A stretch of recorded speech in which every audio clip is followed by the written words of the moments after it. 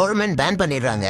இது தெரிஞ்சுக்கிட்ட free fire players எல்லாம் மன உளைச்சல் ஆயிடுறாங்க. பப்ஜி பிளேயர்ஸ் பெர்முடா மேப் நுழைஞ்சி பெர்முடால இருக்கிற எல்லா பிளேசஸையும் ஆக்கிரமிச்சு பண்ணிடுறாங்க.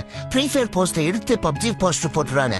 அது மட்டும் இல்லாம பாக்கி இருக்கிற ஃப்ரீ ஃபயர் ஆர்மி சோல்ஜர்ஸ் எல்லாரையுமே ஆக்கிரமிச்சு பண்ணி ஒரு இடத்துல கூண்டுல அடிச்சிடுறாங்க, ஜெயில போட்டுறாங்க.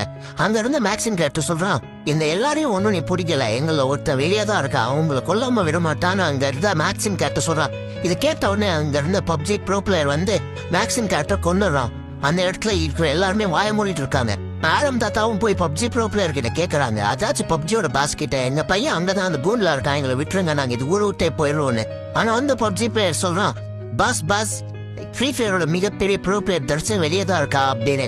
அப்பதான் அந்த பாஸ் கேட்கிறார், யார் அந்த தர்சன் அப்படின்னு. அது பாக்குறதுக்கு முன்னாடி உங்களுக்கு ஃப்ரீ ஃபயர் பிடிக்கும்னா ஒரு ரெட் ஆட்டும், பப்ஜி பிடிக்கும்னா ப்ளூ ஆட் போட்டுங்க. எவ்வளவு பேர் ஃப்ரீ ஃபயர் பிடிக்குதுன்னு பார்க்கலாம். மறக்காம கமெண்ட் லைக் பண்ணிடுங்க. இவங்க இப்படி பேசிட்டு இருக்கும் போது அங்க வந்து ஒரு பப்ஜி ப்ரோ பிளேயர் வந்து ஒரு பேட் நியூஸ் சொல்றான் அவங்க பாஸ் கிட்ட. பாஸ், ஃப்ரீ ஃபயரோட புது வருஷம் போகுது, ஃப்ரீ ஃபயர் இந்தியா அப்படின்னு. அதுல கேட்ட ஆரம் சிரிக்கிறான். பப்ஜி பாஸ் ஆரம்ப போட்டு தலைவரா கமெண்ட் பண்ணுங்க.